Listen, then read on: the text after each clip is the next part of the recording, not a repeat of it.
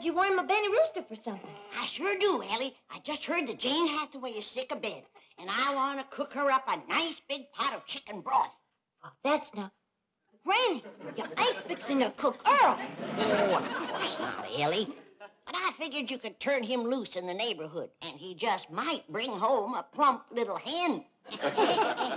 Good-looking little fella here, Earl. Well, Granny, I don't reckon Earl wants you to cook none of his sweethearts neither. Well, maybe you're right. Just turn him loose outside. And if a chicken hawk shows up, Jethro can bag him. They make awful good broth if you simmer them long enough. Granny, Jethro tells me Miss Jane is ill and you're fixing the doctor for her. That's right, Jed. Trouble is, I don't know for sure just what she's got. What she told you, Jethro?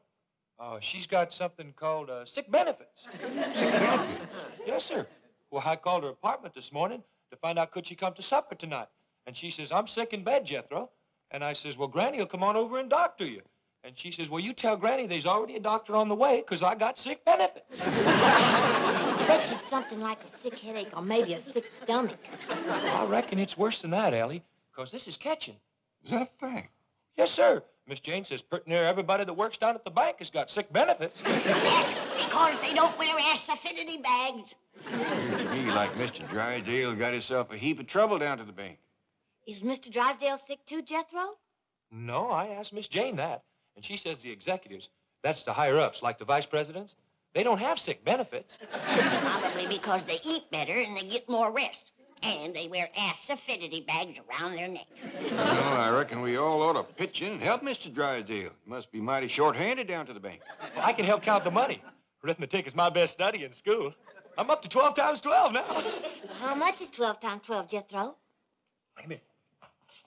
Okay, now hold up two fingers. 12 times 1 is 12. 12 times 2 is 24. 12 times 3 is 36.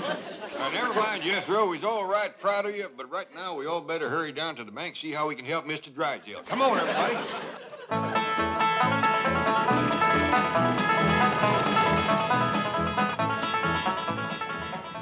I'll go in first. The rest of you wait here. How come? We don't know how catching that sickness is.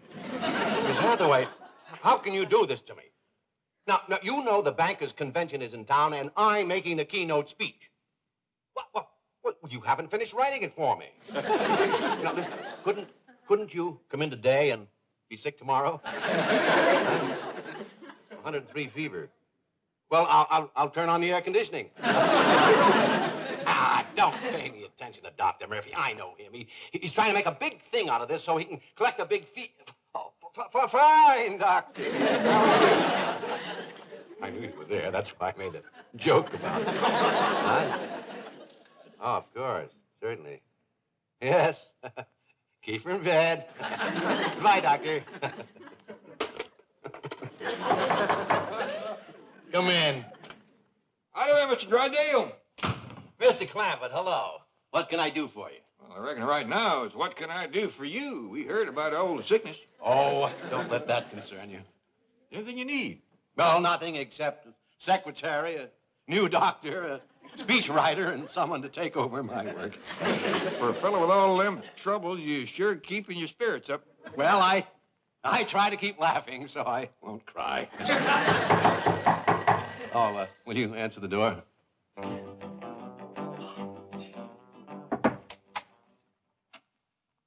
Howdy, young feller. You want to see Mr. Drysdale? Yeah. Come in, come in. No, not today. Now, leave me alone. See you later, Mr. Drysdale. Yes, and thank you so much. Just being neighborly. Who was that? Never mind him. Who are you? Oh, we met the other day when I started to work here, Mr. Drysdale. I'm the new teller trainee. My name is... What do you want? Well, sir, I noticed that you were without a secretary, and, well, I thought I might be able to help. You take shorthand? Oh, I don't mean me, sir. However, there is someone from the secretarial pool that I'd like to recommend. Oh? Who? Well, the chick, the young lady at the first desk, I believe her name is Kitty Northcross. The one that wears the tight sweaters? Yeah. Does she? Oh, I only observed her efficiency. Yeah. Forget it. Oh, yes, sir. Thank you, Skipper. Who? Well, sir, I just got out of the Navy, and I like to consider this bank my new ship, and you my new captain. And I'm proud to be aboard, sir, because I know that your genius will pilot this ship of finance through the reefs of adversity and the stormy seas of competition until we drop anchor in the harbor of success. Bilgewater. Aye, aye, sir. Thank you, sir.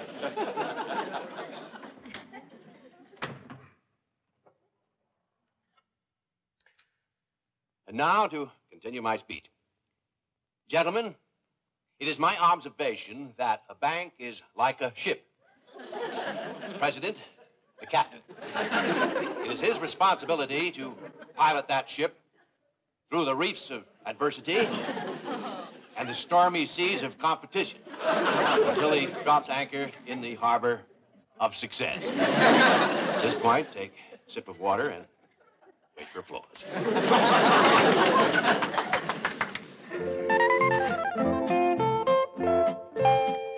Oh, good, Ellie, you're all ready. We best be getting down to the bank quick as we can.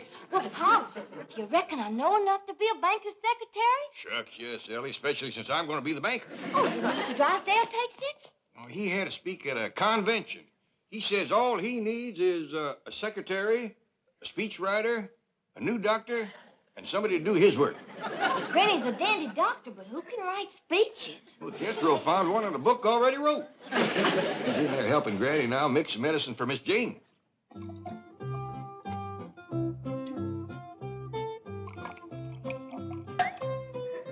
Now my secret yarb.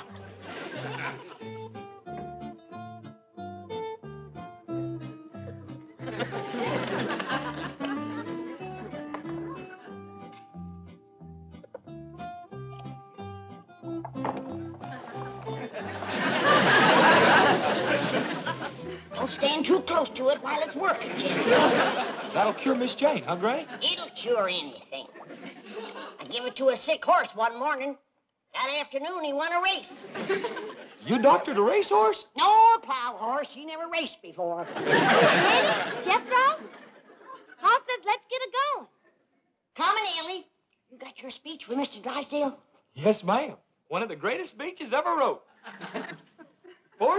7 years ago, we brought forth to this continent a new nation, conceived in liberty and dedicated to the proposition that all men are created equal. My dingies, that's a dandy speech. I'm proud of you. I didn't write it. That was written by Abraham Lincoln, the president that whooped the South. South was not whooped. Granny, General Lee surrendered to General Grant. He did not. General Lee figured that Grant was a blacksmith. And he handed him his sword so he could sharpen it. And don't you ever forget it.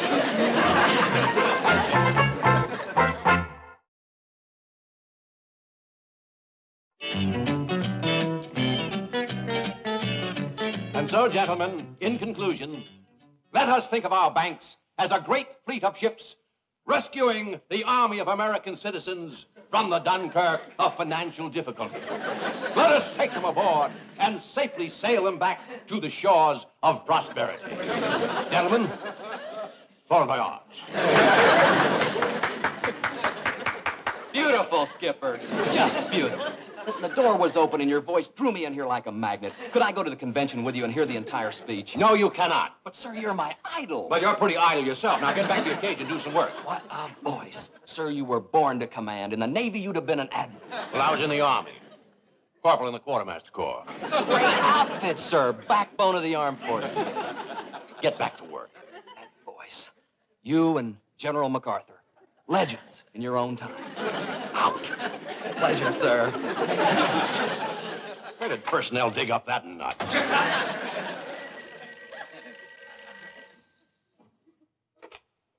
General Drysdale. Drysdale. Oh, hello, Margaret. What? You want me to pick you up at the beauty shop when? But, dear, you know I'm making the keynote address at the bankers' convention. All right, darling, I'll cut it short.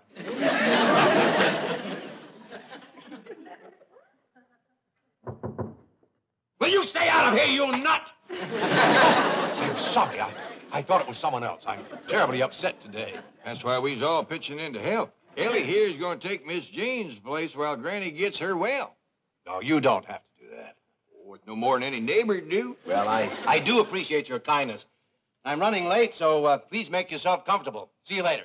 Oh, Mr. Drysdale, here's your speech. Oh, I did forget it, didn't I? Thank you, Jethro. You're welcome. Well, goodbye, all, and thanks again. Bye. Bye. He's gone, Paul. Reckon you in charge now. Are you going to take his place, Uncle Jed? Sure gonna try. Well, sit down to your desk and go to banking. I want to see how you do it. Me too.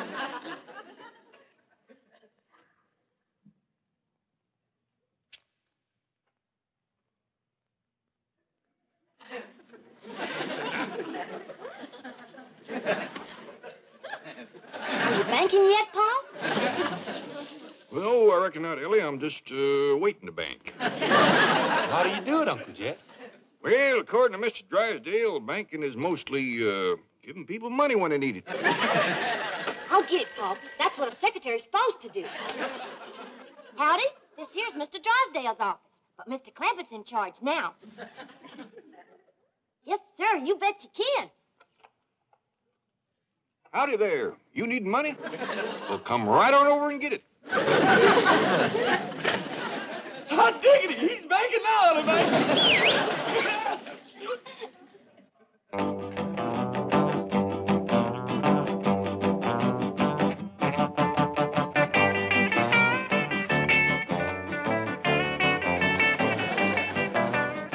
Come in, Mr. Northcross. Gee, Mr. Billington. Just call me Bob, doll.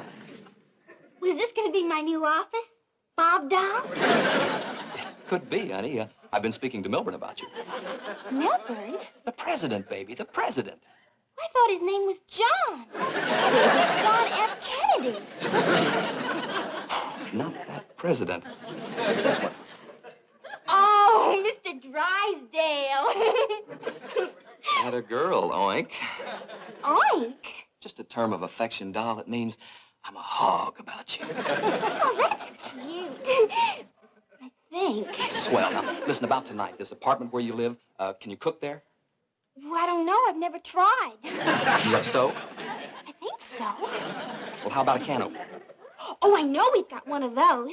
I used it the other night to open a bottle of wave set when we did our hair. Mother and me. Your mother lives with you? No, I live with her. Swell. Rescuing the Army of American citizens from the Dunkirk of financial difficulty. Let us take them aboard. That's enough, Jethro. No wonder Mr. Drysdale needed himself a speechwriter. That's pitiful. I didn't understand it. Me neither, and I'm a banker.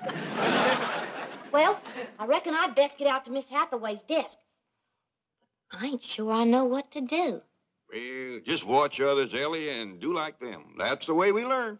Yes, sir, Paul. Now, listen, honey, is your mother going to be home tonight? Oh, we're going to set our hair again. Well, hello there. Hello there. Well, she's sitting at my desk. Get lost, honey, huh? But Bob, Mr. Billington. Oh, Mr. Billington. Wait, in the vault. Well, what about tonight? Can I tell Mom you're coming by? Not tonight, honey. I don't need my hair set.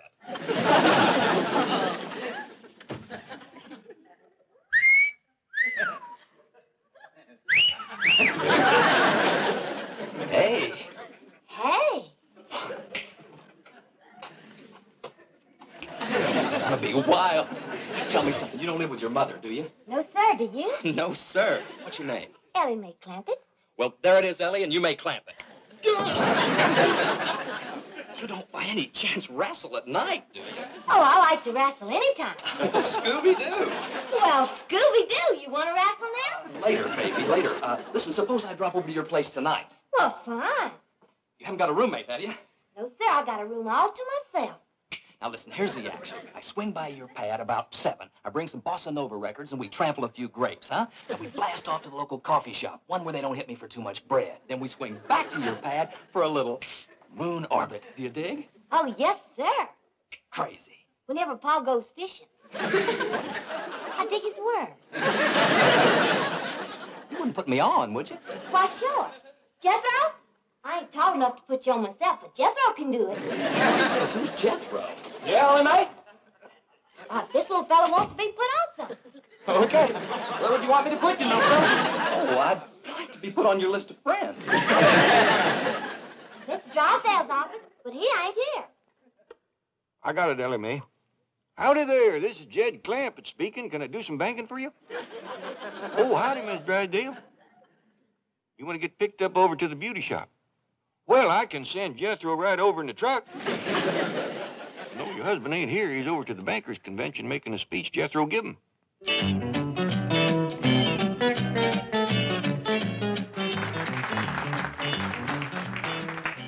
And now, gentlemen, it's with a great deal of pleasure that I introduce our keynote speaker, the distinguished president of the Commerce Bank of Beverly Hills, Mr. Milburn Drysdale.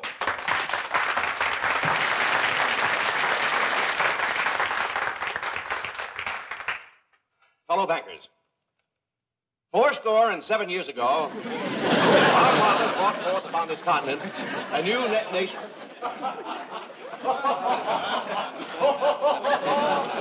Well, now, some of you seem to be amused because I have chosen the humble words of Abraham Lincoln to keynote this convention. But those of you who understand banking at its highest level will understand the significance of these words as I say, conceived in liberty and dedicated to the proposition that all men are created equal.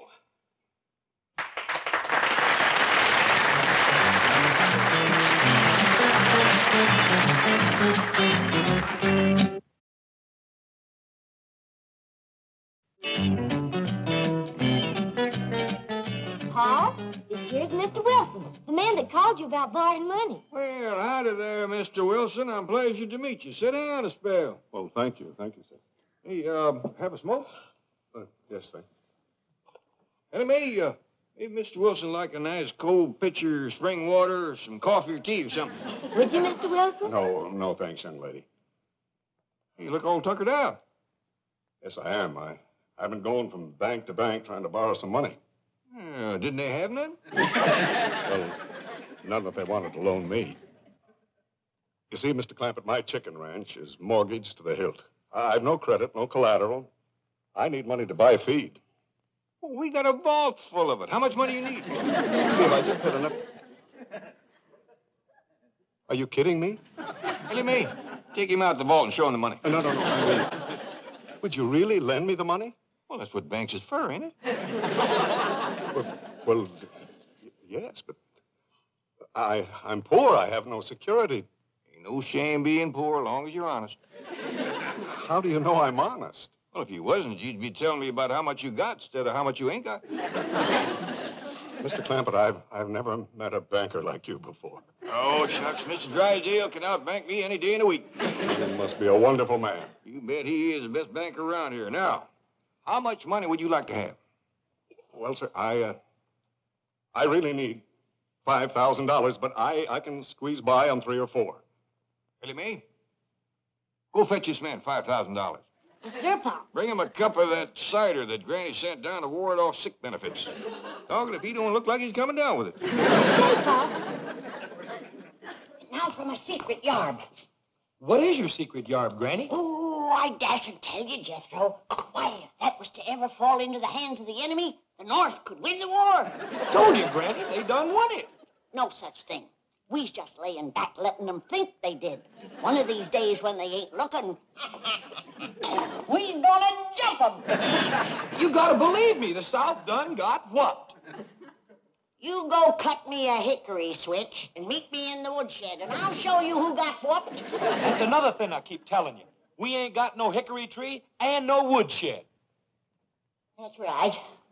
I guess I'm getting old and feeble. Yes, ma'am. Well, open your mouth and close your eyes. Granny's going to give you a little surprise. Oh, good. Swallow that. That'll keep you well and learn you not to talk Yankee nonsense.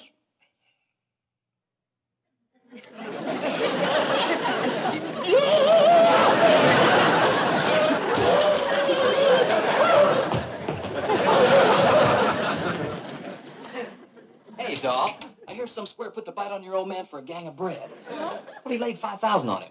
Oh, you mean Mr. Wilson? That's a cat. How'd he get it? Well, he told Pa he needed it for his chickens. You're kidding. What would chickens do with all that money? It was for Mr. Wilson to buy feed. He's got a chicken ranch.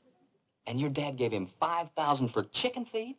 Well, sure, Pa's got 35 million. 35 million? And he likes folks that raises critters. Do you think he's got time to see a young critter raiser? Well, sure, go on in. I'll dig you later. Mr. Clampett, sir, my name's Bob Billington, and your lovely daughter told me that you could spare me a few moments of your valuable time. You bet I will, young fella. What's on your mind? Well, sir, I work here at the bank, but my heart's back on the ranch. The chicken ranch, that is. Or was, until I lost all of my chickens. Sweet little critters. How'd you lose them? Well, sir, I'm not sure. I just woke up one morning and they were gone. I guess one of them left the gate open. What kind of chickens was it? Just regular kind, you know, with the wings and the feathers and those crazy-looking feet. Mr. Clampett, if I could just borrow $10,000, then I could get back into the business that I love, raising chickens. I see. How many chickens you want to start with? Oh, about $10,000 worth. How many roosters? Oh, no roosters, just chickens. These days, you gotta specialize. Elly May? Oh, howdy, Mr. Drysdale. How was your speech? Sensational. The high point of the convention. Listen, did a man named Wilson come in here to borrow some money? Yes, sir, and Pa gave him $5,000. Oh, bless him. That's what did it. Did what? Got me named Banker of the Year. They're putting a plaque in the lobby calling this the Bank with a Heart. How come? Well, 6 banks were secretly nominated for the honor. Wilson went to each bank, and this is the only one that gave him money. Well, that poor man needed it. Wilson? Oh, he's the biggest poultry rancher in the world, and a stockholder in all 6 banks. Oh, is your wonderful father still in there? Yes, sir. How about it, Mr. Clampett? I'm going to give you just what you need. Great, lay it on me. A little advice. Get back to your job and forget about chickens. You were born to command, sir. The voice of authority, the greatest I've ever heard. What about me? You are the only one who cuts him, Skipper. What a privilege it is for a young fella like me to see 2 great leaders together. It's a summit meeting, recreated. Out of my office, out of my bank. You're fired. You're an irresponsible loafer. May I give you as a reference, sir? Pleasure having served under your command, sir. Granny, this here's Mr. Billington, and he wants to court me. Is that true, young fella? If ever love it is, Granny. And you got sick benefits? Loaded with them. Open your mouth and close your eyes, and Glenny will give you a little surprise. Swallow this. Hey, you know something? When I was in the Navy, I tasted some jungle juice on Okinawa. No! Good-looking young fella. Don't dance, too. I reckon that's a new dance he's been going to teach me. It's called the Bossy Nova.